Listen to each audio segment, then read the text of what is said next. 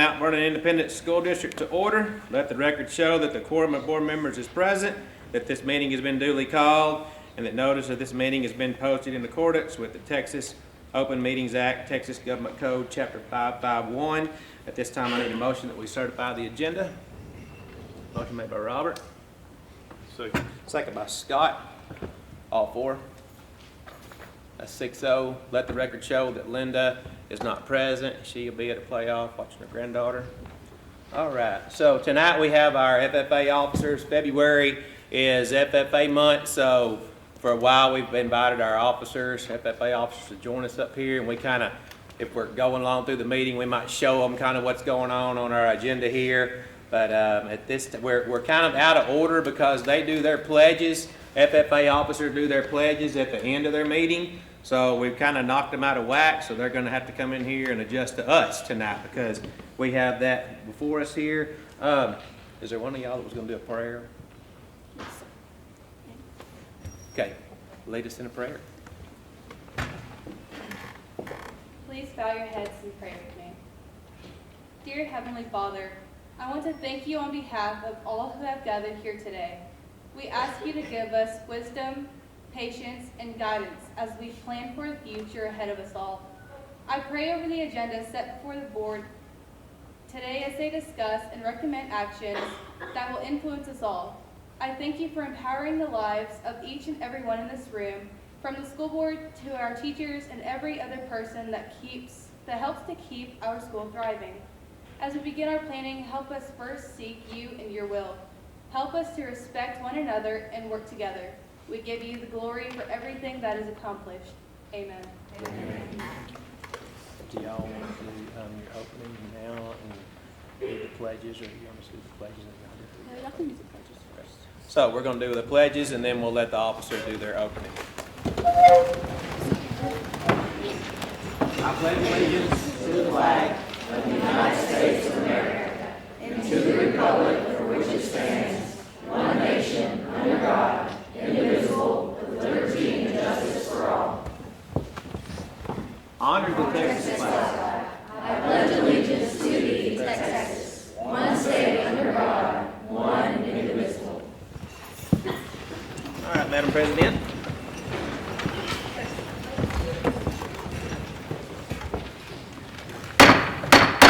The meeting room will come to order. We are now holding a meeting of the Mt Vernon FFA chapter. Madam Vice President, are all officers at their stations? I shall call the roll of officers, determine if they are at their stations, and report back to you, Madam President. The Sentinel. Stationed by the door. Your duties there. Through this door pass many friends of the FFA. It is my duty to see that this door is open to our friends at all times and that they are welcome. I care for the meeting room and paraphernalia. I strive to keep the room comfortable and assist the President in maintaining order. The Reporter. The reporter is stationed by the flag. Why by the flag? As the flag covers the United States of America, so I strive to inform the people that every man, woman, and child may know that the FFA is a national organization that reaches from the state of Alaska to the Virgin Islands and from the state of Hawaii to Maine. The Treasurer. Stationed at the emblem of Washington. Your duties there. I keep a record of receipts and disbursements just as Washington kept his farm accounts, carefully and accurately. I encourage thrift among the members and strive to build up our financial standing through savings and investments. George Washington was better able to serve his country because he was financially independent.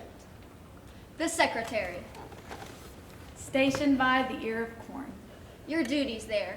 I keep an accurate record of all meeting and correspond with other secretaries whether corn is grown and FFA members meet. The Advisor. Here by the owl.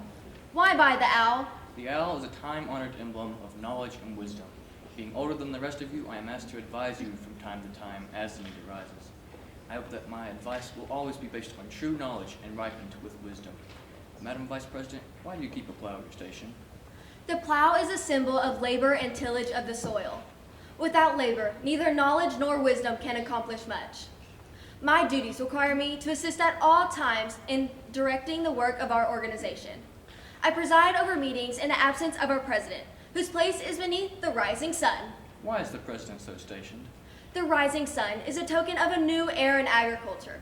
If we follow the leadership of our president, we will be led out of the darkness of selfishness and into the glorious sunlight of brotherhood and cooperation. Madam President, all officers are at their stations. Thank you, Madam Vice President. The Secretary will call the roll of members. There are approximately over 100 members present, Madam President. Thank you. FFA members, why are we here? To Practice brotherhood, honor agricultural opportunities and responsibilities, and develop those qualities of leadership which an FFA member should possess. May we accomplish our purposes. I now declare this meeting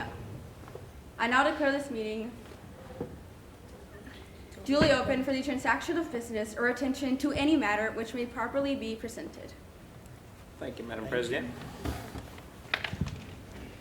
All right, so we'll move on here to item 3, special recognitions. Dr. McCullough? Yes, sir. If you don't mind, I'd like to go one out of order, please, because we do have cheerleaders that are trying to make it to Hughes Springs. We're going to ask that Ms. Cunningham come forward with your cheer team and let us have the opportunity to honor you, and please share with us a little bit about your accomplishments.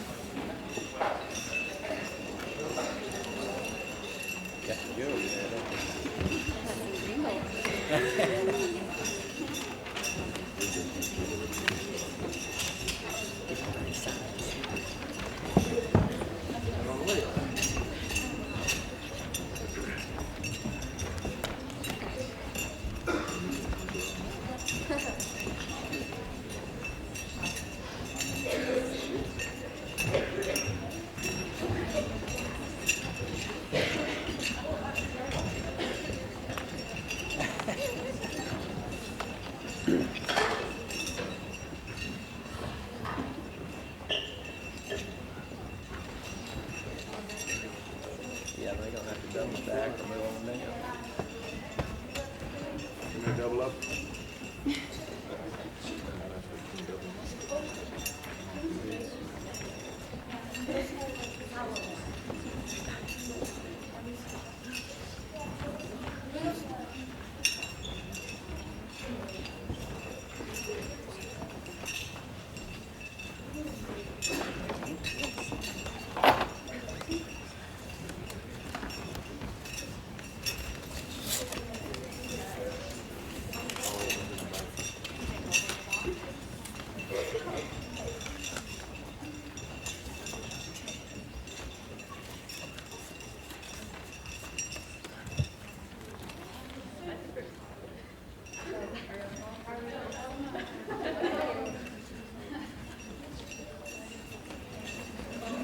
Ms. Cunningham, are you going to share with them what they've done? Okay.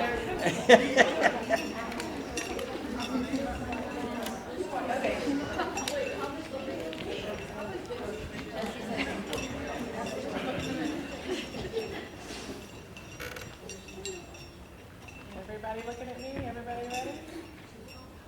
Thank you. Oh, I will wait right. You want to redo it? Okay, so We do have a microphone. We have a microphone if you'd like a microphone. Okay. Okay, so we have our middle school NCAA national champion team, and then we have our JV national champion team, and then our second place UIL team.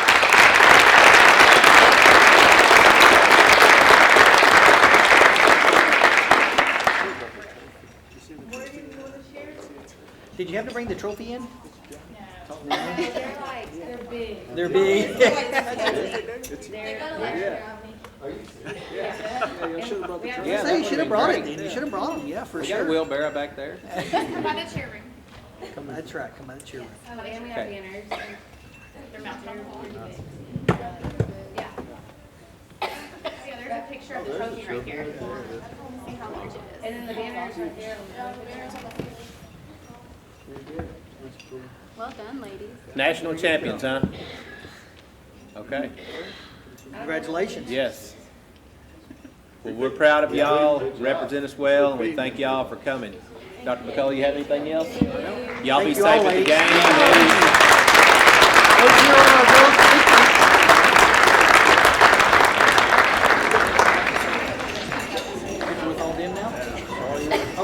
stood up when they gave the picture. I didn't know they were taking a picture. Yeah, we never missed that. There you go.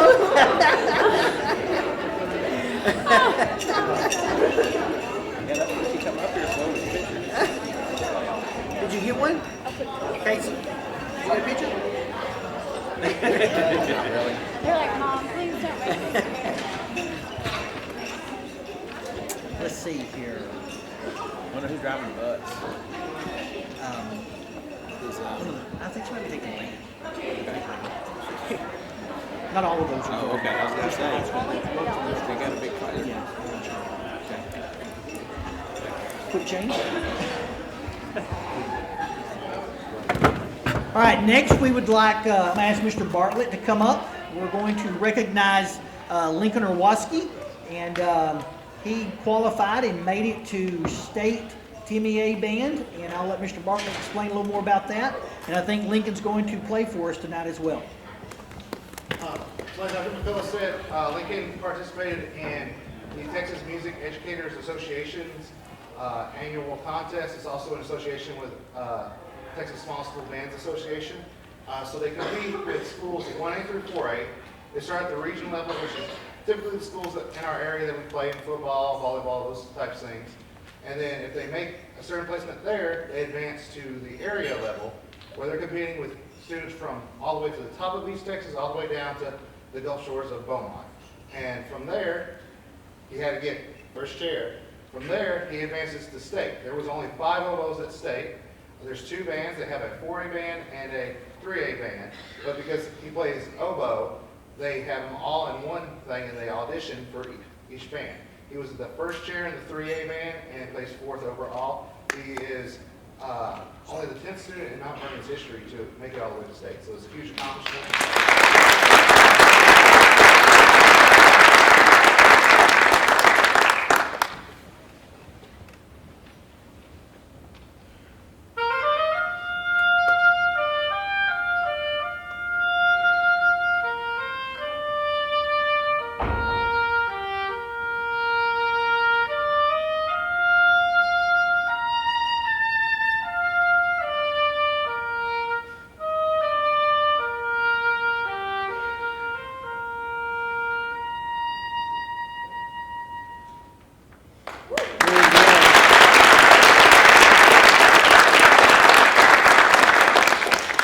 Lincoln, how long have you been playing the oboe?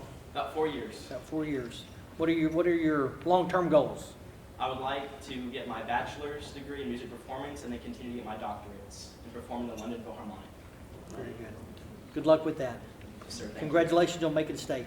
Thank you, sir. Very good. Thank you.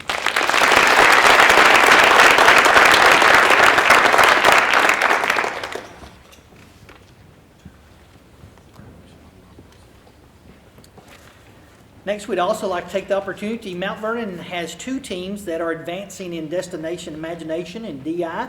And so I'm going to ask, let's get them to come forward. Yes, please.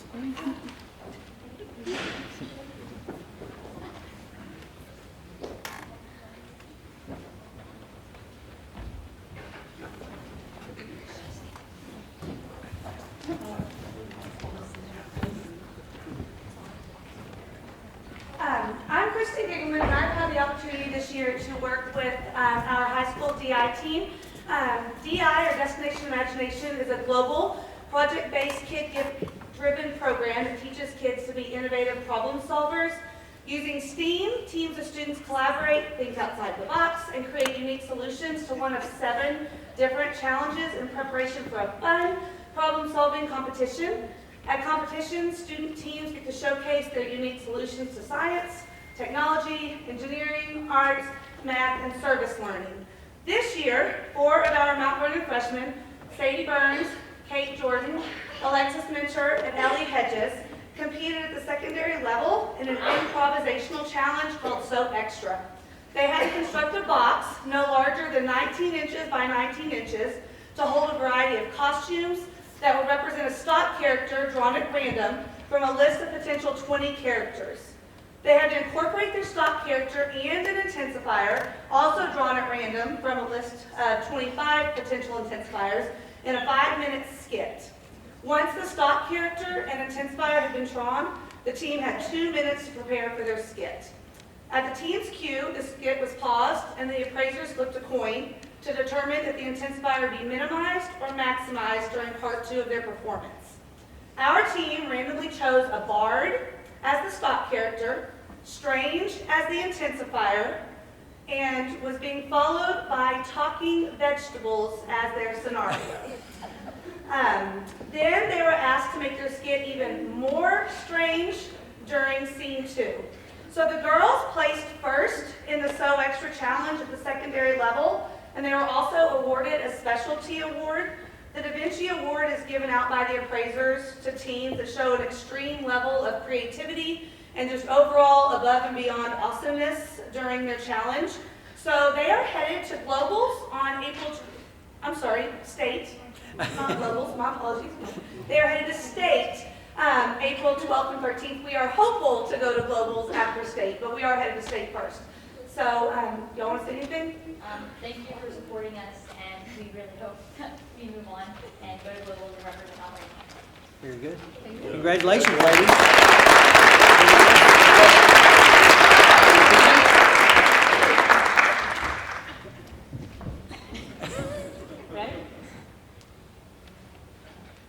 Very good. We also, go ahead, Karen. We also had a middle school team. Ms. Clinton, would you come up and with your team?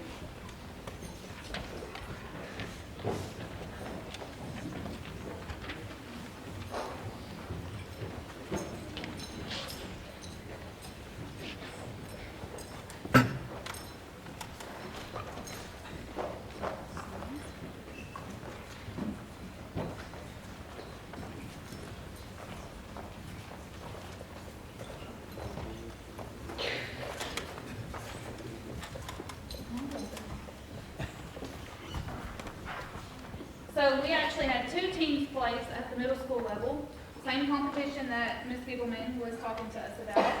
This team here is our Pinball Heroes team. They placed 4th out of everybody in the East Texas region. They made this giant pinball machine over here, and it works. Okay? It's a 4x8 pinball machine, all made from trash. All made from trash. Kason, do you want to tell them about our machine? So the walls and the floor are plywood. Over here.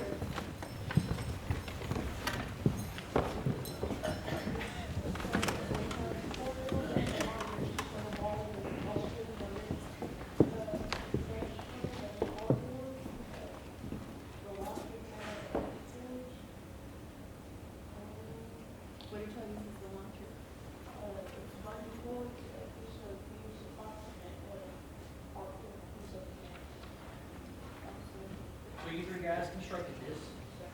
Who came up with the plan? I came up with the design of it and made it all up to beautification. Beautification. I like So Kason built the structure pretty much by himself. He also did a lot of the wiring and electrical. The motors were donated to us by John Wayne Company here in Mt Vernon. And then the wood, Ethan's parents donated the plywood for us to be able to do that. We had a lot of our materials are donated by our parents that have students in our engineering program. And so we were able to do this. And it works. The 2 motors actually will hit the ball and launch it back up here where it'll come back out.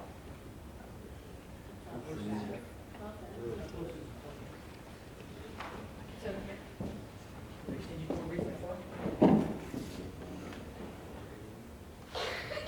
there's clothes.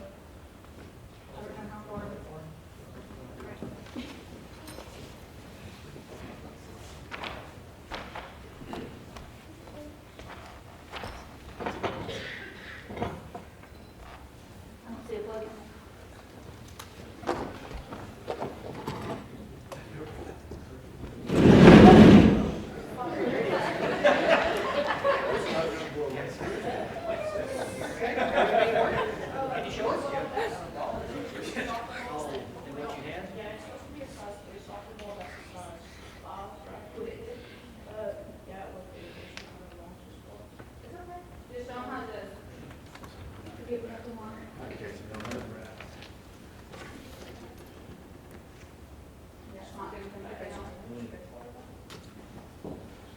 lot smaller soccer ball. We were using the big one to test with, and so whenever they would launch it, it would come up and it would spit their spinners, and then come down here and we pop it back up. But How do you hold it? How do you make it? the motor, the motors in the video. Excellent, guys. Congratulations. Did you come up, do you just have any laying around, or did you sag that one? They were in my storage of stuff we got donated. Very good. Very good. Congratulations, guys. Thank you.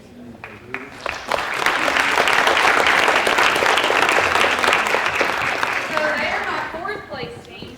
We have a team that also placed first that's going to state as well on April 12th and 13th. They are this team here, which is the Beanbag Homies. All their costumes are handmade. They spent lots of time hand making all of these. The girls' togas are made out of bed sheets. You can literally see the Sealy apostrophe. Everything's made of cardboard, electrical tape, toilet paper rolls, foil, everything. We have a trebuchet that's part of their hall, that is part of their creativity. They actually had to make a box also to put it in, so we'll give him a second to get it put together. What'd you say the team name was? The Beanbag Homies, Beanbag Homies. because it's a trebuchet that has to launch a beanbag a certain distance. Pull it this way so they can see.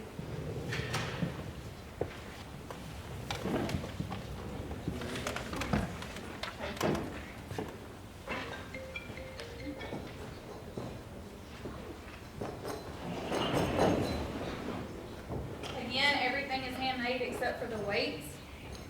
And those are just regular workout weights.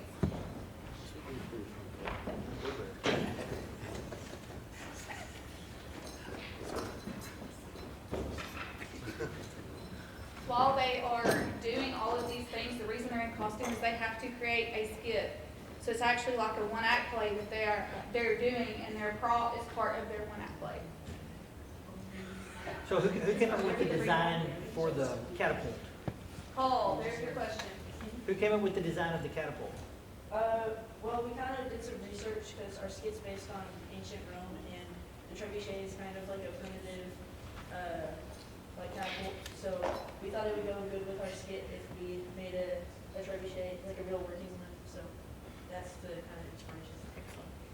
Excellent. So he's telling me he forgot his beanbag that goes in it. So it's not actually going to launch. You want to try the shirt? Water it? Oh, yeah.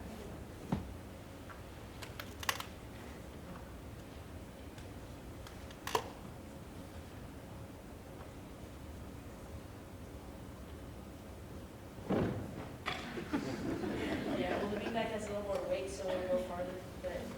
But what it kind of does is once we'll pull it back, and the counterweight will make this end of the pole go really fast. And so once it gets to a certain angle, this ring will fall off, and so then the holder will launch the payload pretty far.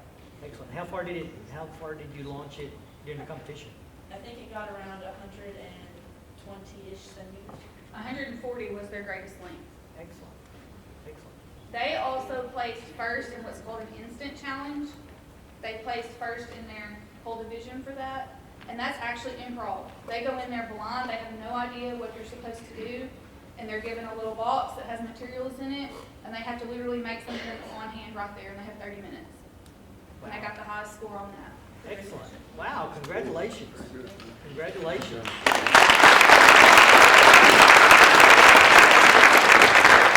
So will you take the same costumes and skit to state? Yes, and the one thing you're not seeing is they have a huge background too that goes with this. And it's literally a big, huge piece of styrofoam that has bricks and stuff painted to it. It's not on any of those that I see. Yeah. They painted a piece of styrofoam that looks like bricks, and they handmade 2 huge columns, and they also created a crowd, a paper cardboard crowd that goes with it. So it's really cool. Excellent. Very good. Congratulations. Good luck at state. High school team, good luck at state.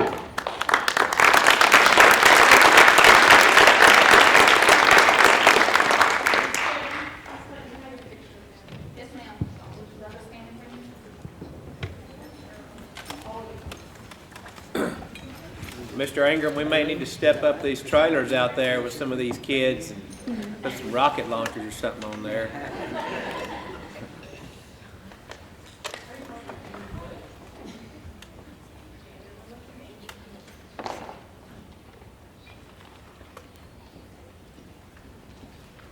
Very good. Thank y'all for Congratulations coming. again. Thank y'all.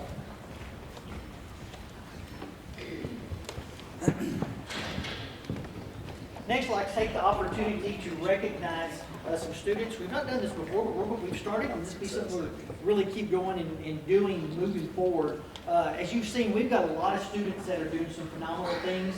As we started out with, our girls in the basketball playoffs. We've got some great DI teams, our cheerleaders, state level band. Like I said, we've got some students here in that room doing some phenomenal things. But we also have some students who are doing some great things academically, and we want to honor those students tonight as well. And so we have 3 students that we're going to honor and recognize tonight for what the high school is called the ACT 30 Plus Club. So these 3 students all made above 30 on the ACT test, and that's a pretty phenomenal feat. And so we need to call them up and honor them tonight. So if we could have Tristan Bailey come up.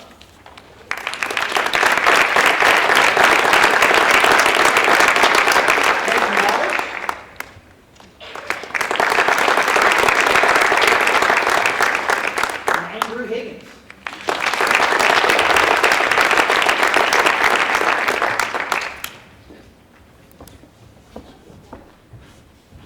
Platform. It says ACT 30 Plus Club with their names signed by Mr. Glover and Ms. Stevens.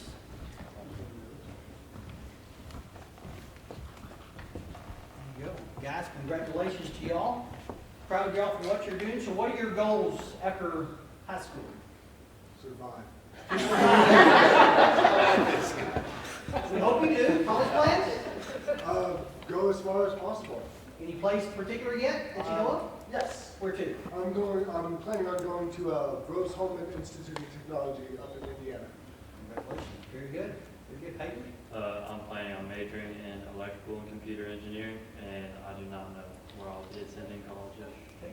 All right. Andrew? I'm planning on majoring in mechanical engineering, going to Texas A&M University. Congratulations. Guys, congratulations. Let's give these guys a round of applause.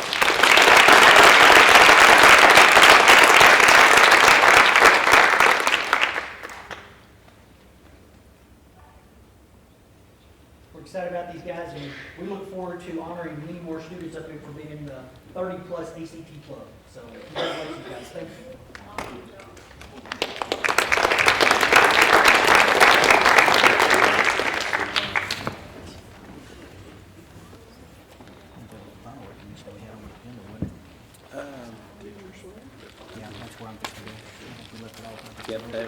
Okay.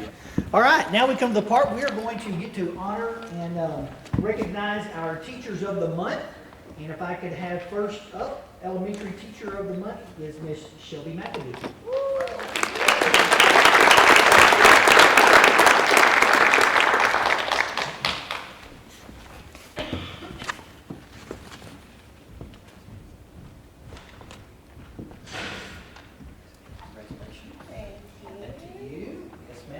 This is what it says about Miss McAdoo. It says, I present to you our 3rd grade ELAR Teacher of the Month, Miss Shelby McAdoo.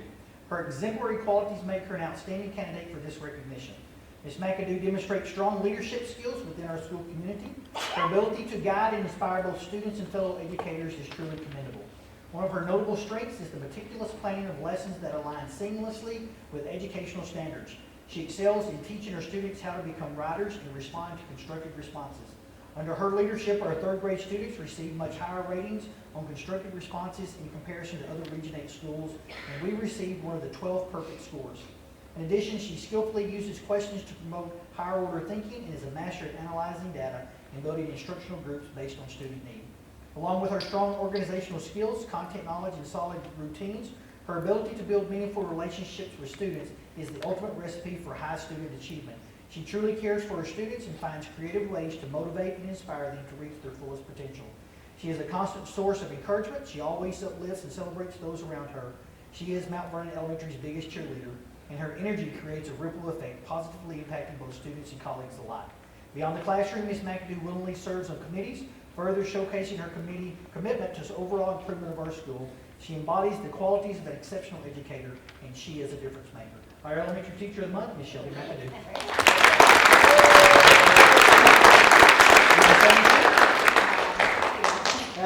Let's get a picture. So if you'll stand, just wait right over there. Yeah, we're gonna do 3 more and then we'll do a group picture.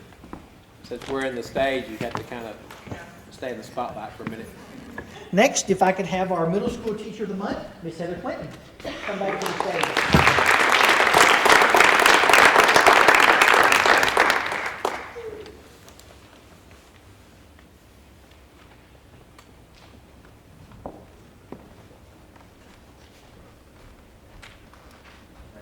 Thank you. All right, so Miss Clinton, she is our amazing 7th grade science teacher and destination imagination instructor at the middle school this year. Miss Clinton began her career in education 6 years ago and has been at Mt Vernon ISD the past 5 years. She comes each day with a desire for success and is willing to assist wherever there is a need. She is timely, dependable, positive, and up for every challenge presented to her. She works diligently to prepare stimulating lessons and fun learning activities that address the many learning styles of her students, while motivating and challenging students to reach and attain higher expectations. She is deliberate in maintaining a structured and friendly classroom. Walking into her room has a friendly, cheery, and brightening effect. Each day she greets students as they enter her room and starts the class time in a very positive manner. She ensures each class has a detailed lesson plan to cover every skill the students must learn and works to find different avenues to practice the concepts presented. Consistent, friendly, thoughtful, and determined are a few words that come to mind when describing Ms. Clinton. She establishes a routine in all of her classes that enhances the learning environment for all her students, while at the same time varying her activities to ensure success for all learners. Ms. Clinton has every student in mind and demonstrates this with her passion for student success. She endeavors to incorporate cross-curricular material in her lessons to enhance their learning while presenting the importance of all learning. We're very blessed to have Ms. Clinton as a valuable team member of the Mt Vernon Middle School family. Our middle school teacher of the month, Ms. Heather Clinton.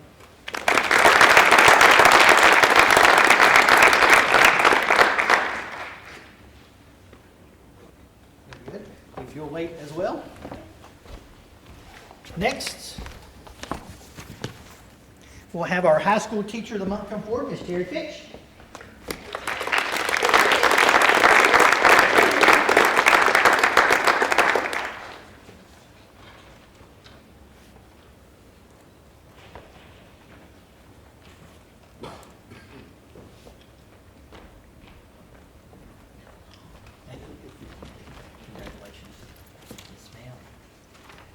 Says in just her first year at Mt Vernon High School, Ms. Fitch has quickly become an invaluable asset to the high school team.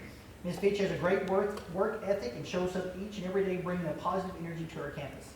Inside the classroom, you will always find her delivering high-quality instruction to her 9th grade biology students. She is always looking for the next activity or lesson that will engage her students. She strives to hold them accountable to their responsibilities as students, but also fully understands her role in teaching them how to successfully fulfill those responsibilities. One of the things that makes Ms. Fitch special is her ability to relate to all different types of students. From the high achievers to the struggling learner, and even those who can have behavioral challenges, all students seem to have a great rapport with Ms. Fitch. Her work in this area helps in creating a classroom environment that is optimal for learning to occur. Ms. Fitch is a willing learner and is always open to new ideas and willing to implement changes whenever they are in the best interest of students of the school. She works well within her department as a collaborative mindset that benefits all. In addition to all of this, Ms. Fitch displays constant professionalism and is diligent to always get things done in a timely and efficient manner. Again, we are thankful for the contributions of Ms. Fitch, and we are blessed that she will continue to be a part of our team moving forward. She is a very worthy recipient of the Mt Vernon High School Teacher of the Month. Ms. Terry Fitch.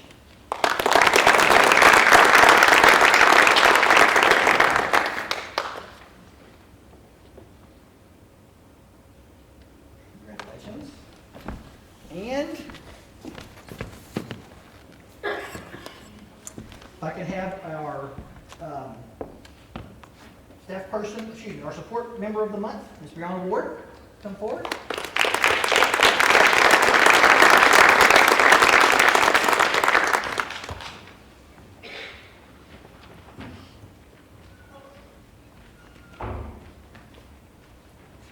Congratulations. Yes, ma'am. What it says about Ms. Ward. It says Ms. Ward is our dedicated campus registrar and secretary, and she not only efficiently manages administrative tasks, but also exhibits initiative and leadership to help tackle any challenge. Ms. Ward is one of our welcoming faces of the office and helps connect our parents, bus drivers, substitutes, custodians, cafeteria staff, students, and teachers. She is the ultimate multitasker and problem solver. With 600 students on campus, she fields more phone calls and has the most daily interaction with those served on our campus. She registered more than 150 new students and works tirelessly to ensure all parents have completed online registration and re-enrollment correctly, which sometimes is a job in itself. Her meticulous attention to detail ensures the smooth function of day-to-day operations, reflecting her commitment to organizational excellence. Beyond her administrative skills, Brianna possesses a rare combination of creativity and an artistic nature that brings a fresh perspective to our campus activities. Ms. Ward is a great asset to our elementary campus, and she shares our campus vision and inspires others with a caring and service-oriented attitude. She is a difference maker. Ms. Brianna Ward, congratulations.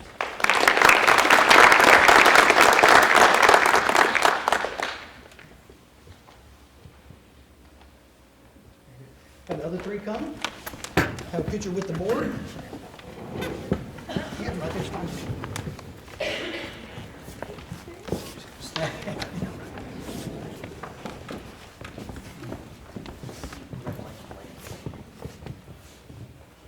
See everybody? Okay, that's fine.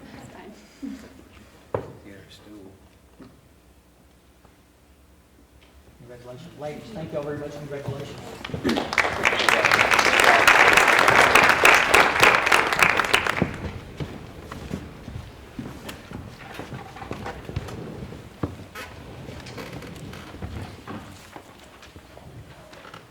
All right, so officers, if y'all look there, like, we're moving right on down the line right now. We're at our information items and then our board book.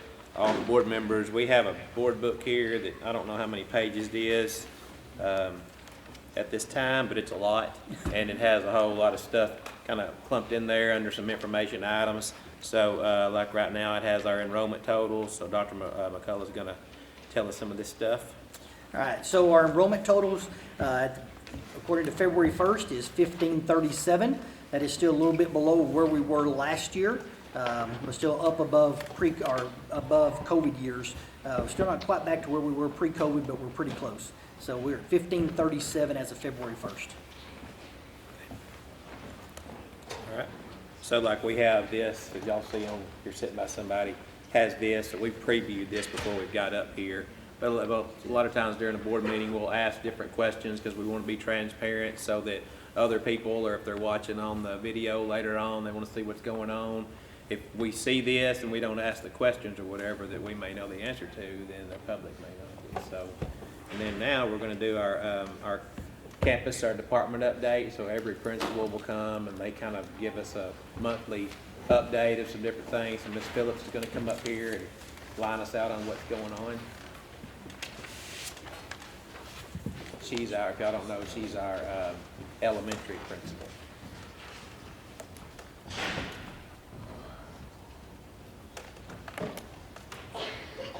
I want to start off by highlighting just a few of our staff members. Joey Chappa, Penny Anderson, and Taryn Dungan, they were so instrumental in helping us prepare for our field test. We just took our field test this week.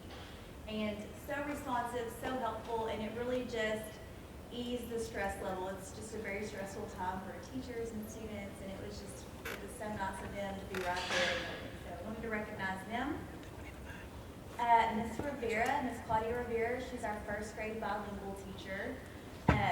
So thankful that we were able to recruit her from the neighboring school district. She's phenomenal. I was able to witness her, just this week in her classroom. She has learned her students, knows their strengths. She was working in 2 small groups, teaching the same skill. And with each group, she differentiated based on the student level and provided the appropriate scaffolds. So really great to see that. I want to recognize Dana Watson, our art teacher.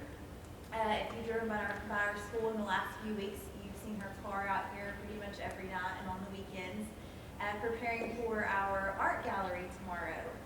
So she has spent countless hours preparing over art art pieces for over 600 students to showcase tomorrow. So we're really excited about that. We appreciate her hard work. The students love getting to share and see their artwork displayed in our school.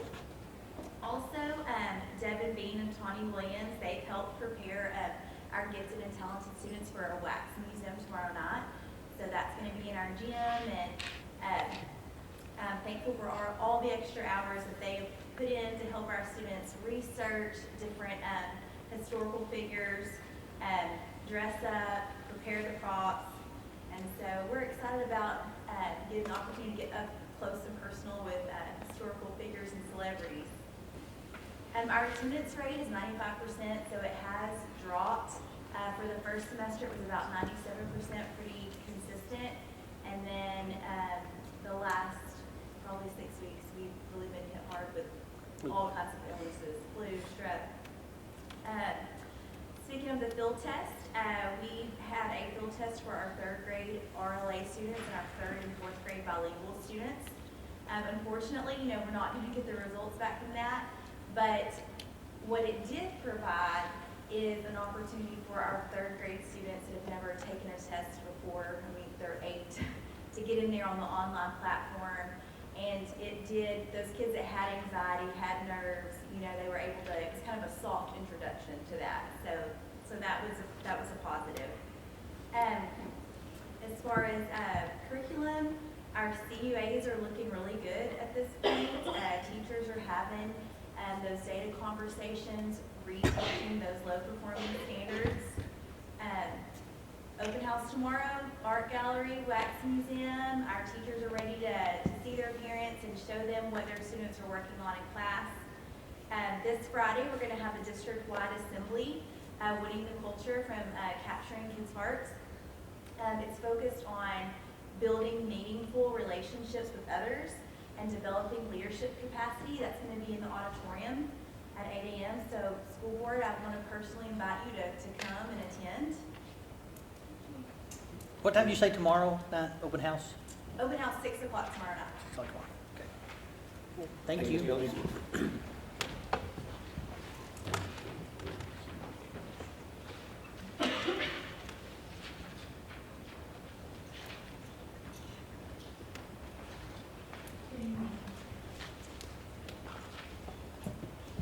I wanted to take a moment to, again, bring to attention the great job that Ms. Cunningham did with cheer, both at the middle school and high school. I know high school's not my end, but she just does a really good job.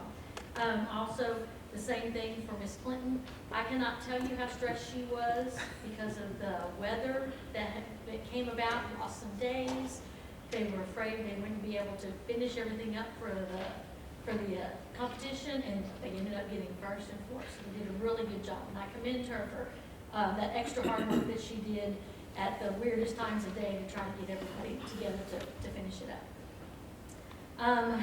I also want to recognize again Carly Hunt for Gwinnett Clay Middle School to get first place at the UIL competition. And Carla Hines for also doing all the UIL academics. She really helped out and did a tremendous job organizing it. Our attendance is, as Desiree pointed out, a little lower. We're at 93%, and we were 95 and up.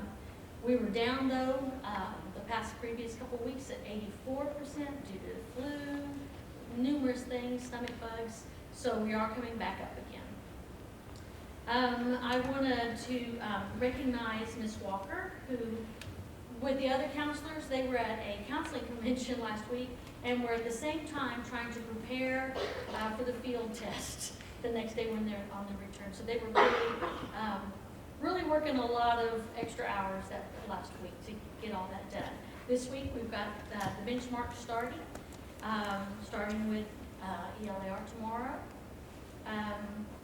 I also want to bring up again that DI is headed to state. Hopefully they advance. We want them to advance to global as well. So they're doing really good. Okay. I also have on here that Tonight is our last basketball game for the middle school, so if you have a chance, go by there afterwards. I know they would appreciate it. We have track starting right away for the middle school. I've already had numerous kids already excited that, you know, they're preparing to run already. And I'm thinking, it's cold. And then I want to also give a shout out to our PTO, who has been just spoiling our teachers. And this week they've got an event every day, just little things from donuts in the morning to candy each day for the sweet job that they do. And the PTO is just really doing an excellent job. We appreciate it. Thank you. Thank you.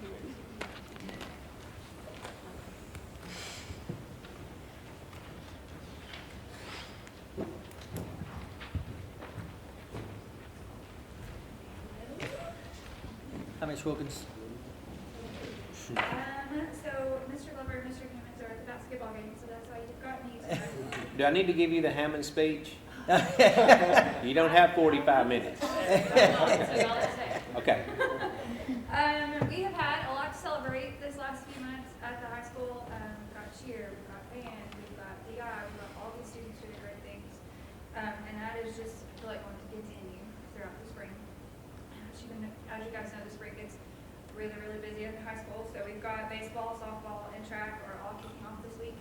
Softball has their first game. It's not a scrimmage, it's a game tomorrow night. Then we've got, I'm going to echo what they said about attendance. Our attendance is slightly down. Due to sickness, the nurse has been very, very busy. I feel like her office has been a revolving door lately. We're hoping to see that improve with some hand washing. And this illness is lasting a little bit longer, I feel like, so our attendance is down. Other than those things, testing season has arrived. We are nose deep in testing. We have BLA benchmarks tomorrow.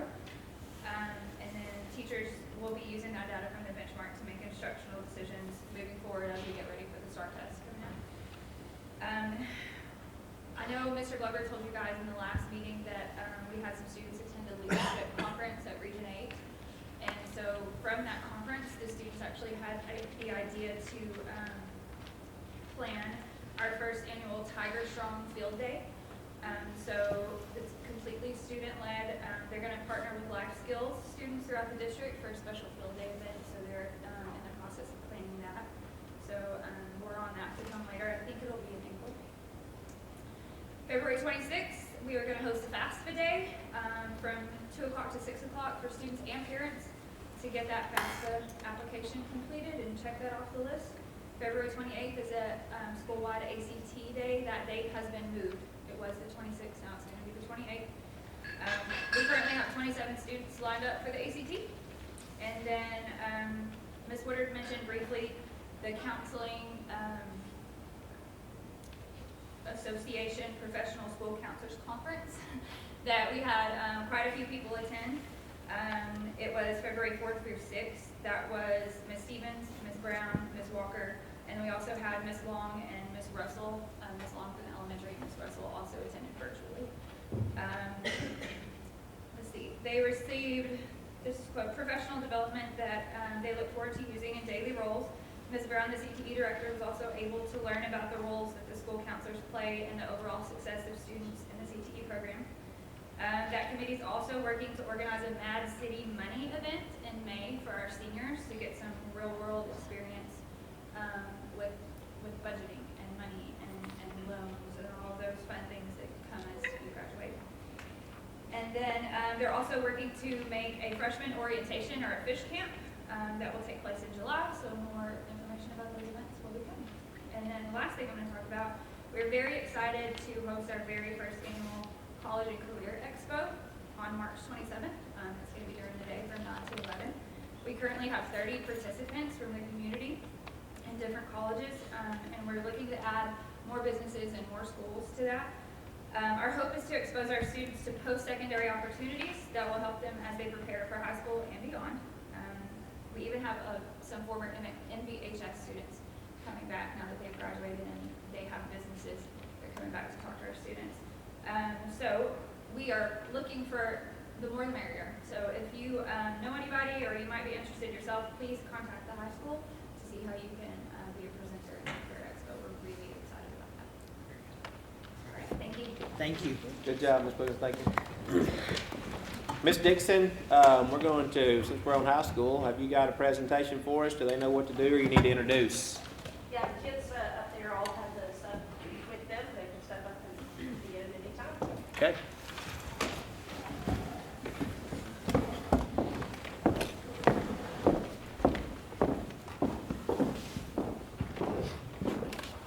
Good afternoon, everyone. My name is Karen Castillo. I am the Mt Vernon FFA chapter president. I'm joined by Annabelle Gutierrez, our reporter, and Addison Clark, our vice president.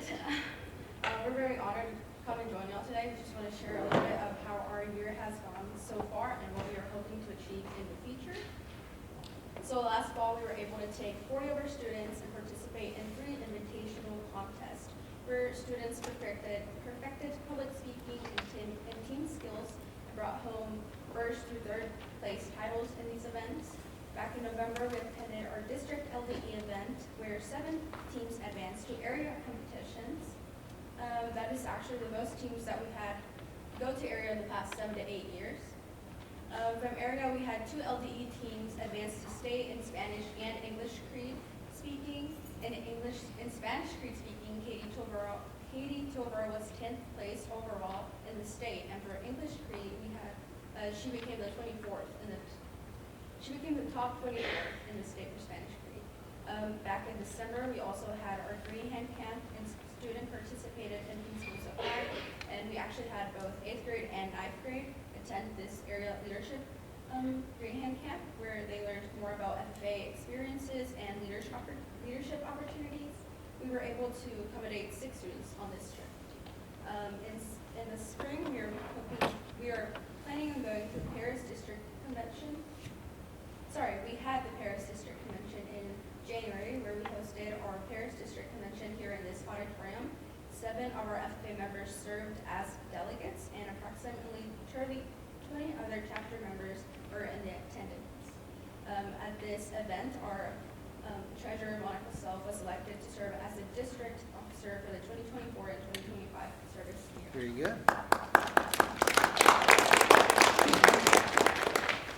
So not only do we go to speaking competitions, we had pictures up earlier, pictures of projects that we actually, these students in Mr. Ingram's mechanics class had fabricated and welded.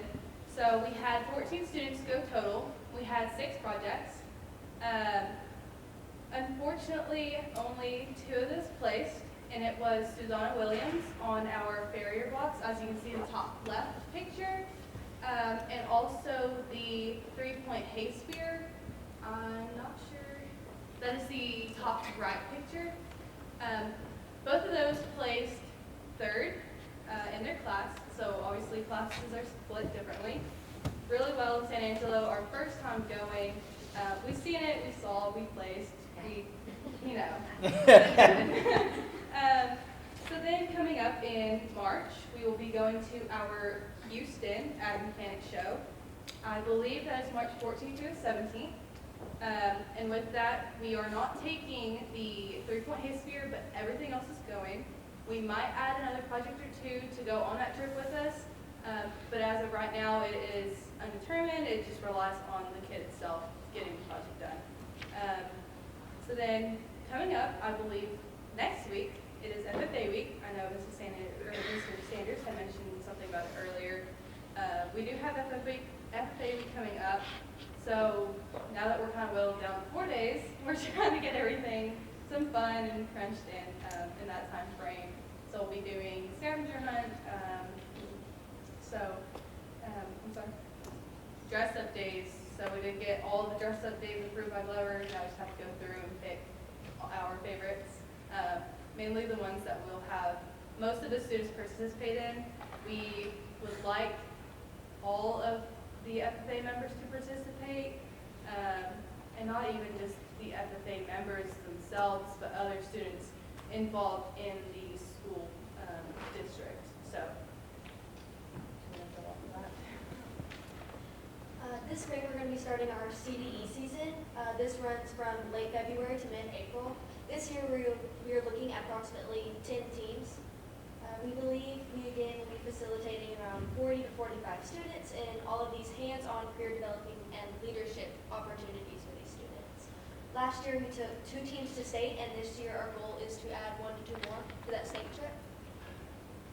Our greenhouse plant sale is coming up. The sale will be April 13th. We will start. And our Greenhand Advanced Plant and Soil Science teams have been working hard in preparation for this event. We have our Young Farmers Show, which will be March 23rd. We have combined student participation for MBISD, FFA, and junior FFA exhibitors to approximately 60 participants, of about 100 estimated to be in the show. And our banquet was moved from its original scheduled date of May 9th due to scheduling conflicts. But that is all we have. Super excited, everything coming up. Super happy with what we've had done in the past.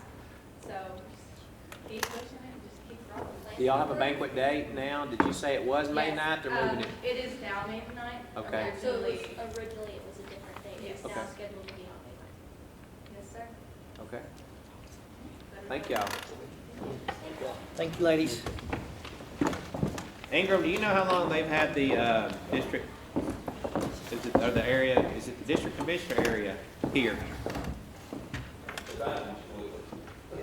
Yeah, long time.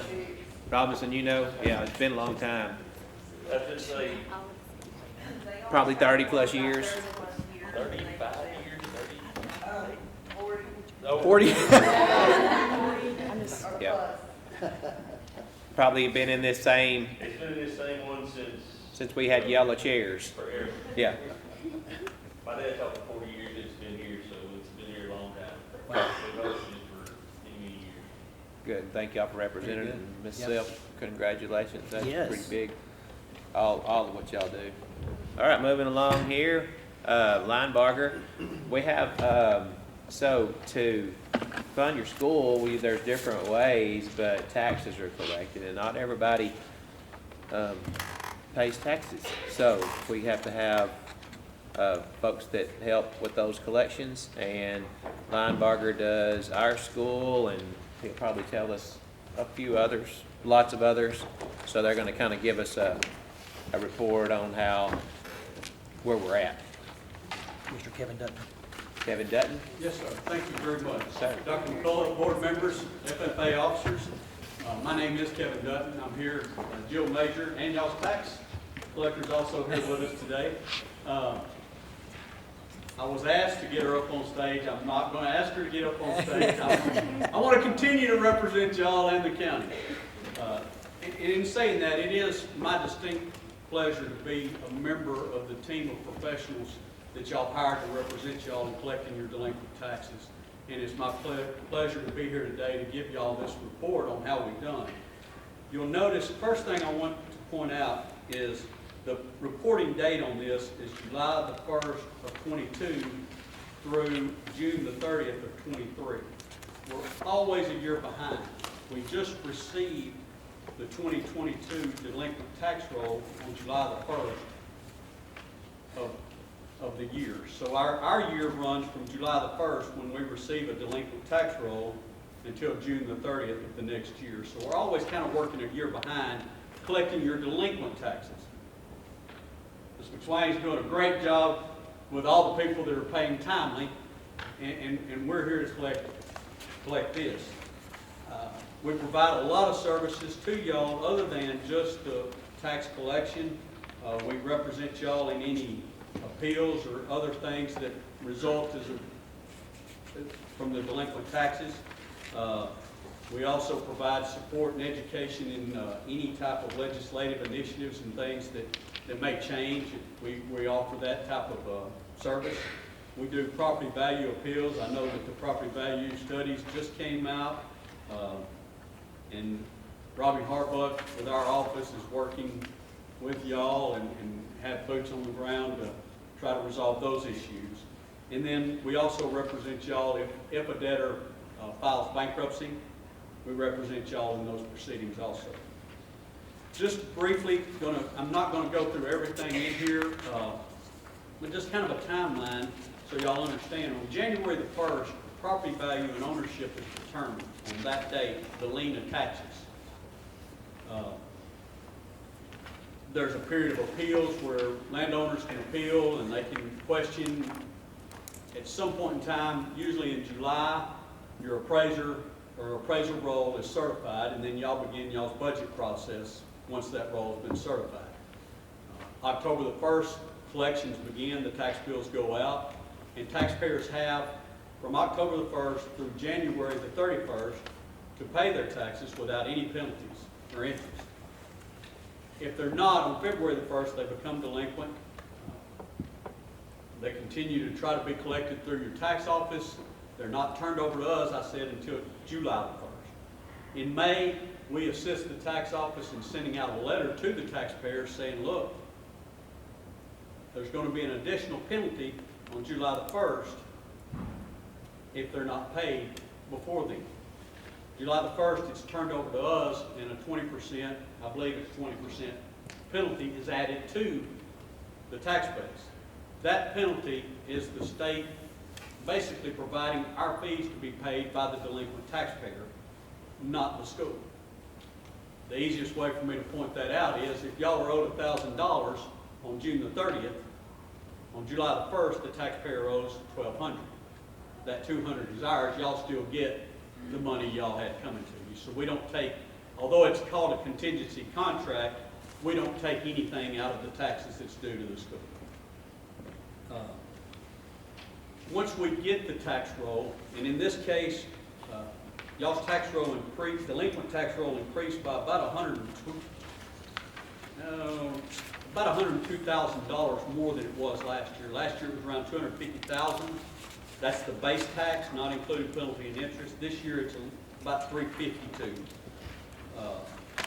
You can see a status of the accounts, and I'm going to go over that more in just a minute. But what we do is we take these accounts and we start out, we look at, are there any deferrals, are there any bankruptcies? Those we can't collect. We can't begin any proceedings. There's nothing we can do if a person files a deferral to put it off to later, or if they file bankruptcy, we're automatically stayed from proceeding. And we value these things from the top dollar down. And what that means is we want to work harder for y'all to collect the most money. So we go to the highest taxpayers and work down to the smaller. And I'll go into that more in just a minute.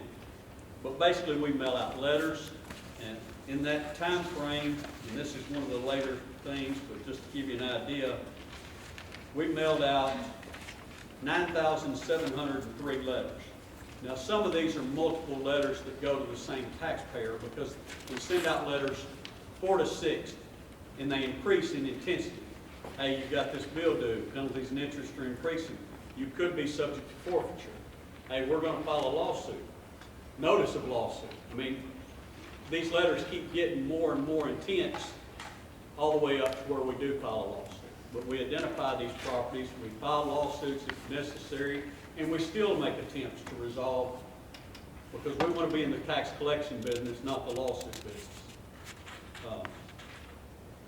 That culminates basically if we can't get it paid in all that time, then it will be, a judgment will be taken and it will be listed for sale if we can't get it collected.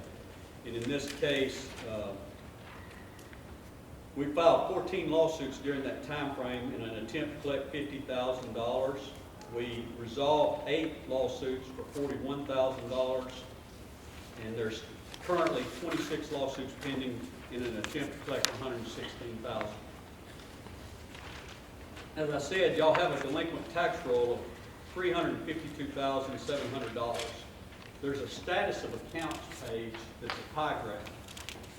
If you'll notice, the biggest portions in dark blue, that's almost 50% of y'all's delinquent tax roll is less than $500 per account. Those are accounts that we do actively pursue, but we're pursuing those through mail, through phone calls, through trying to locate the people that own it so that we can make contact with them and get them to pay. Obviously, less than $500 is not optimal for us to file a lawsuit to collect that amount. So those amounts obviously increase because penalties and interest are going on and they'll bump up. But right now at this stage, as of February of 2024, that's the percentages. We've got 24% that are in active collections. Those are ones that we're trying to pursue. And by that, we're sending out mailings, we're making phone calls. We're also trying to identify owners. We've got some return mail, 15%. Those are ones we've identified the owners, but for some reason they're not accepting the mail or it's getting returned for bad addresses. We're having to find those people. So I told you that we had 26 suits pending for $116,000. That's really only about 5% of your accounts. The reason that number 115 doesn't equal 5% of 352 is the 115,000 that we've got pending suits to collect is not just the base. That includes the penalties and interest. The 352 is just the base tax. So that number that y'all are owed is actually a lot more than 352. The numbers that we get certified are just based on base tax. I talked to you about tax sales. We posted 52 properties for sale that resulted in us collecting $111,000 in delinquent tax during that time frame. So we're doing our job. You'll see that one page, the next page, kind of is on a top-down basis. I'm not going to cover names. I was going to try to have it so that we could put this up on the screen, the whole slides. If I would have, I would have X'd out or the names on this thing. But this is our top 10 list for this year that we did back in July. And if you'll notice, all but 2 of those have been paid. And the 2 that have been paid, didn't get paid, are deferrals. We can't do anything with them right now. And I didn't go over that, but deferrals, if a person's over 65 years of age or they're disabled and they can't afford to pay their property taxes as they come due, they can file with the appraisal district for a deferral. That stops collection proceedings. It reduces the amount of penalty and interest that accumulate on their property. It still does accumulate, but at a much lesser rate. And basically that's so that your elderly and your disabled don't get kicked out of their homes because they're on fixed incomes. We don't want to kick them out of their homes. Y'all don't want us to kick them out of their homes. But it doesn't decrease the liability. I mean, it doesn't do away with the liability. It still remains with the property. So if that person was to pass away, their family members would have 180 days to pay the reduced amount. If it's not paid within that 180 days, then the full penalties and interest are added back to it before we proceed with our collection process. But that's pretty good. There's a lot of options we offer for people. We do payment plans. We do all types of things to try to help people get it paid. I mean, we don't want to file lawsuits. We don't want to forfeit property. We don't want to sell people's property. We want to collect taxes so that you guys have money, so that your students can go to state and do all the great things that we've heard today. One of the slides that I wanted to point out to y'all, and it was the one right before that one, there's a pie chart there that has some TEA numbers on it. These are not numbers that my office has any control over or Melissa has any control over. This is from the state. We have a 5-year average collection rate of 100.09%. The reason that you can collect over 100% is basically because you've got a base tax amount and then you've got penalties and interest, and so you can end up collecting more than the base tax amount by the amount you collect. So, I mean, we consider, for our firm, we consider anything above 99.5 a very good. I mean, that's what we strive to be above that. So we're over 100. I think, it couldn't be better as far as we're concerned. The last page is just kind of some information here on myself and Jill. These are our cell phone numbers and our email address.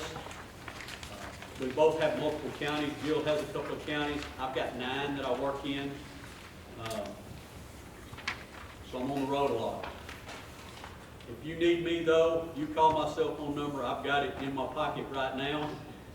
I'll answer and try to help y'all with any questions y'all might have. Once again, thank y'all for allowing me to come and present this to y'all here today. Thank you. Yeah, appreciate it. Any questions? Any questions from Mr. Dudley? Thank y'all. Kevin, thank you. Is it okay if we? Yes, sir, I understand you need to be on the road. Thank y'all very much. Thank you. Thank you. Jill, thank you for coming. Thank you. And your banner is in the border. Yes, in the border. Thank you. Thank you so much for being here. You're most welcome. Thank you. Okay, item D, so notice change for the board meeting for March. Yes, our regularly scheduled March board meetings during spring break. Since we are not in school on that day, we'll be moving the March board meeting to Thursday, March 7th. We've looked at that, so, okay? Do notice for that. Okay, we're almost done. Thursday, March Close. 7th. Yes, Thursday, March 7th. Appreciate y'all kind of holding in the excitement through some of these reports. What we'll do is we'll go home and we'll just read this. Not really. Yes, he did a good job because that's, we rely on these people and they're very regular. All right, so let's look right now. Do we have any, Heather, anybody have open forum? Didn't get any to you? Okay. So moving on here, we're going to look at item 6, consider approval for the consent agenda.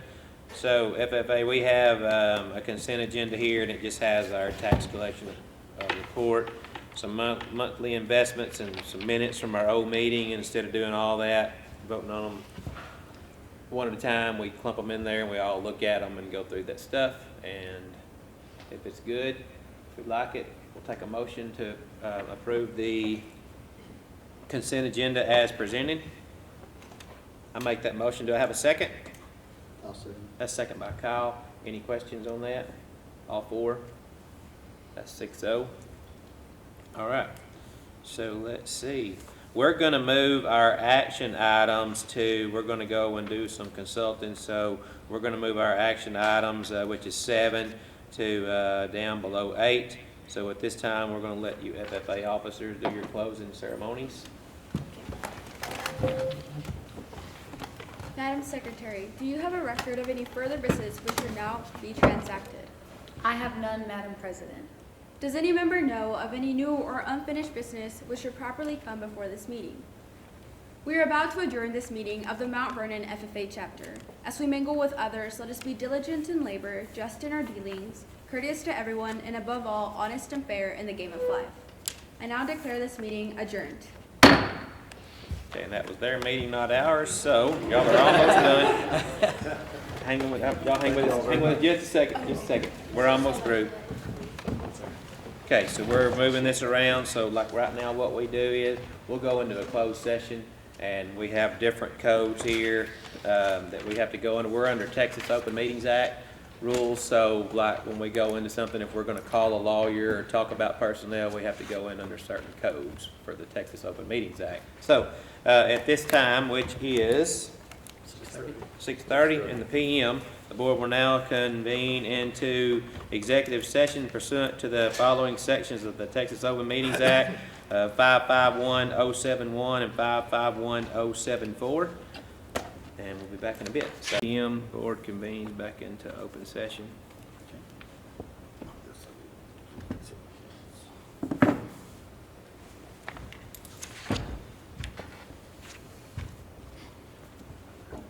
All right, so go back to our action items. Item A, consider and adopt order for May 4th, 2024 general election. Okay, so you have that call for the election in your board book.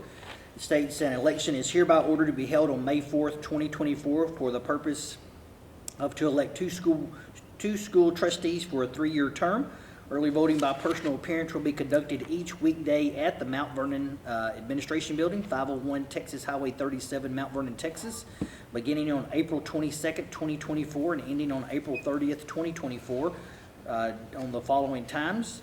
And it states 4:22, 4:23, 4:24, 4:25, 4:26, 4:29, and 4:30 from 8 a.m. to 5 p.m.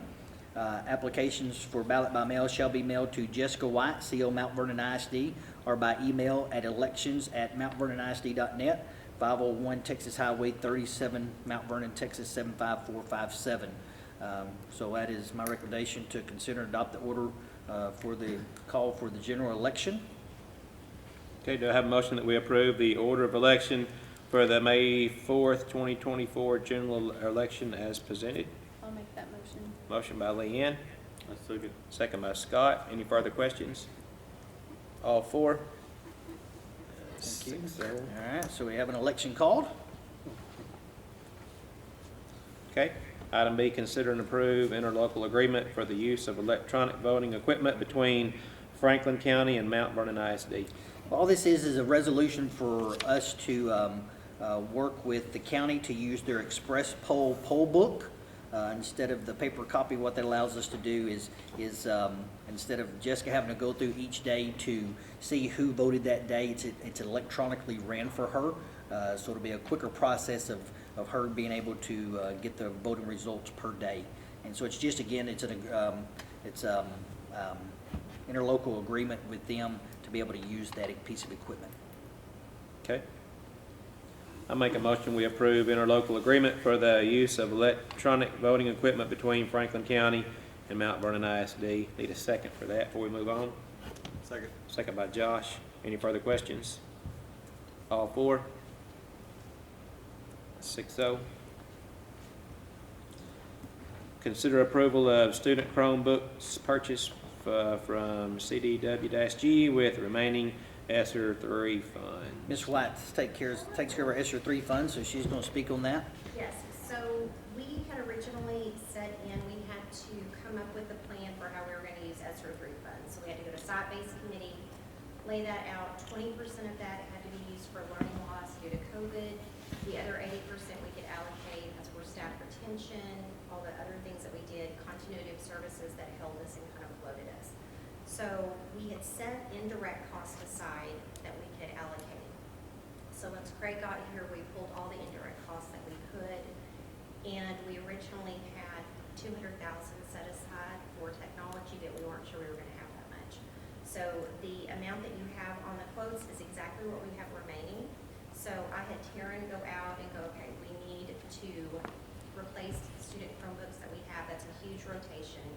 We knew it was going to be a big hit to our local funds, so we were hoping we could use ESSER 3. So we do have enough to purchase 704 student Chromebook devices to go in to age out the ones that we've got to replace.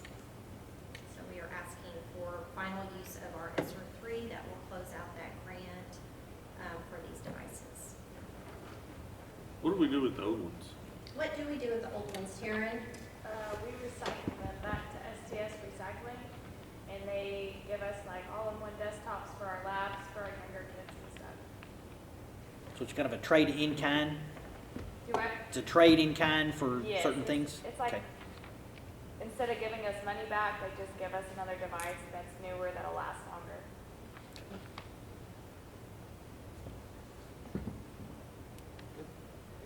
You're welcome. That's a lot of stuff to send out around, yep. Okay, The recommendation is for the purchase from CDW-G for the 704 computers. 704 for the remaining ESSER 3 funds. Do I have a motion for that? So moved. That's made by Robert. I second. Any further questions on those? All four? 6-0. Deliberation and possible approval of stipulated sum and delegation of authority to superintendent regarding Mount Vernon ISD design build athletic projects. Okay, I apologize. Give me just a second. My computer has decided to freeze up. So give me just a second. Need that? I guess I'm going to, let's see here. Hang on just one Yeah, second. it likes to do that about the time.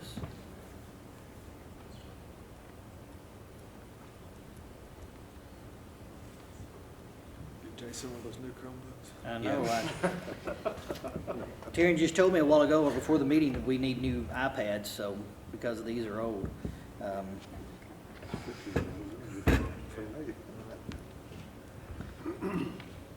if Logan back in will get me back into this. There we go. Okay.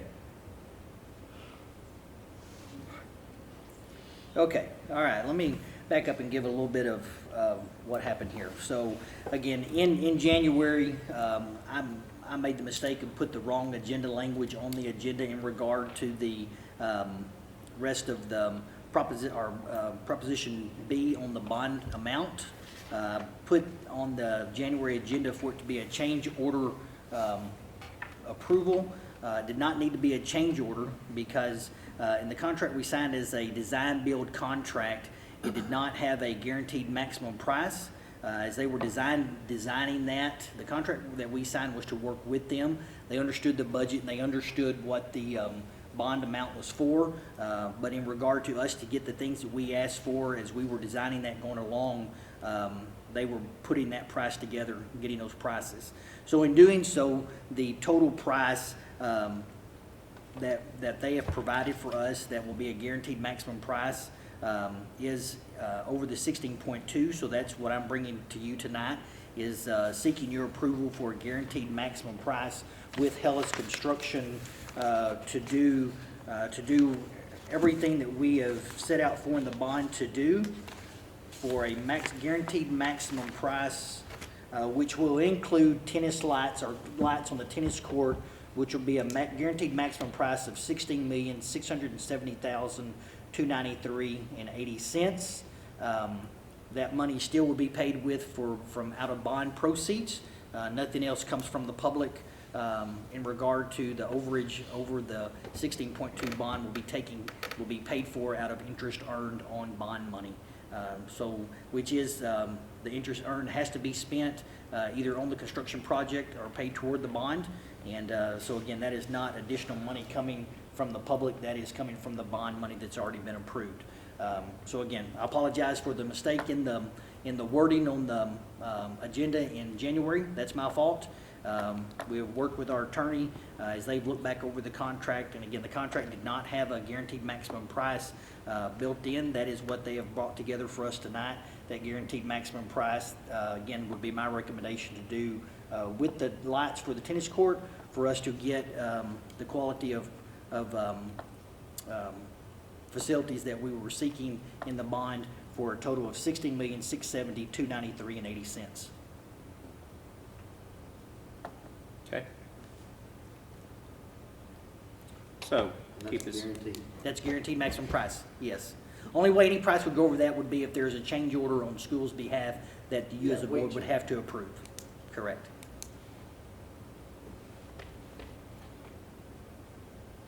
You're the designated. Part of, yes, on this would be, you'd be designating me as superintendent to basically sign your approved amount with Hellas. Make a motion that we approve the stipulated sum and delegate authority to the superintendent regarding Mt Vernon ISD design build athletic projects for the total amount of $16,670,293.80. I second. Any further questions on that? Statements? I know we've kind of talked about when you do this and the way we did it, it's hard to be transparent about how we did it, but you know, we're trying to do it very rapidly to get things started as far as the field goes, and so, okay. All right. All for that? That's 6-0. Thank you.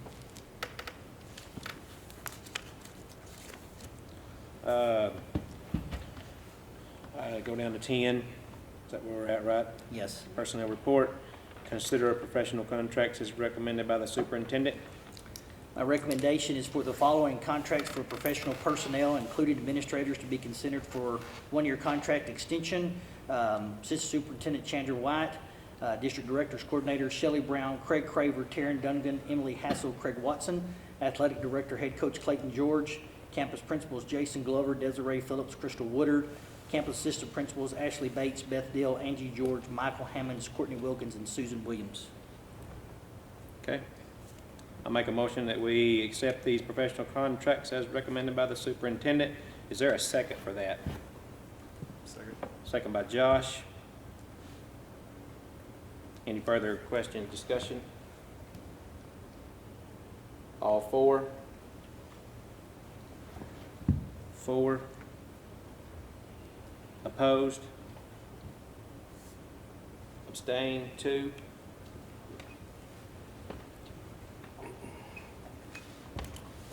Motion passes. Acknowledge resignations on B. We have 2 resignations, one Christine Maintenance, he's retiring effective the end of February, and Ms. Connie Ruiz, middle school special education teacher, effective the end of the school year. Okay. That's what we have. Any further business? Meeting adjourned at 9:01 PM. Thank you very much.